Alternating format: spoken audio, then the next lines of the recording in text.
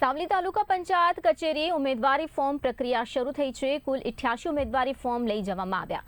જિલ્લા પંચાયત માટે 33 ફોર્મ લેવાયા છે। તાલુકા પંચાયત માટે 55 ફોર્મ લેવામાં આવ્યા। આજે માત્ર 2 ઉમેદવારીએ ફોર્મ ભરવામાં આવ્યા। એડવોકેટ જયેશ બાકરોલાએ અપક્ષ તરીકે ઉમેદવારી નોંધાવી તો સાવલી નગરપાલિકાની 24 સીટ માટે 59 ફોર્મ લેવામાં આવ્યા। મુખ્ય પક્ષોની યાદી બાદ કાલે ફોર્મ ભરવા ધસારો શક્ય વર્તાઈ રહ્યો છે। તો એડવોકેટ જયેશ બાકરોલાએ પક્ષ તરીકે ઉમેદવારી નોંધાવી છે અને હજુ પણ ઉમેદવારીને લઈને જે પ્રક્રિયા છે તે આગળ પણ જોવા મળશે। સાવલી નગરપાલિકાની 24 બેઠકો માટેને લઈને હાલમાં ઉમેદવારી નોંધાવવા માટે ધસારો જોવા મળ્યો છે। સાવલી તાલુકા પંચાયત કચેરીએ ઉમેદવારી ફોર્મ પ્રક્રિયા શરૂ કરવામાં આવી છે। આ પ્રક્રિયા હાથ ધરવામાં આવી છે, જેમાં 88 ઉમેદવારી ફોર્મ લઈ લેવામાં આવ્યા છે। તો જિલ્લા પંચાયત માટે 33 ફોર્મ લેવાયા છે। આ પ્રક્રિયા આગળ પણ જોવા મળશે। તો તાલુકા પંચાયત માટે 55 ફોર્મ લેવાયા છે। આજે માત્ર 2 ઉમેદવારે જ ફોર્મ ભર્યા છે।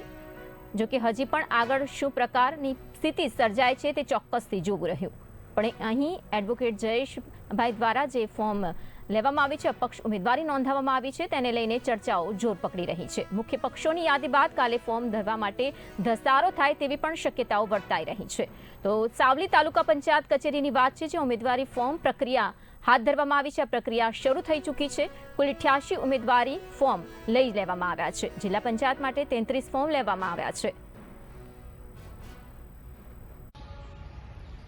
મેં સાવલી તાલુકા પંચાયતની 11 મેવલી બેઠક ઉપરથી અપક્ષ ઉમેદવારી નોંધાવી છે।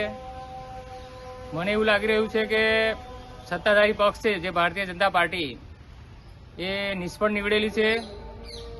80 વર્ષ આઝાદીને થયા, તેમ છતાં આજે પણ પીવાના પાણી માટે, રહેઠાણ માટે ગરીબ લોકોને મુશ્કેલીઓનો સામનો કરવો પડી રહ્યો છે। કોંગ્રેસ પાર્ટી વિરોધ પક્ષમાં છે, પણ યોગ્ય રીતે વિરોધ થઈ શકતો નથી। ભારતીય જનતા પાર્ટી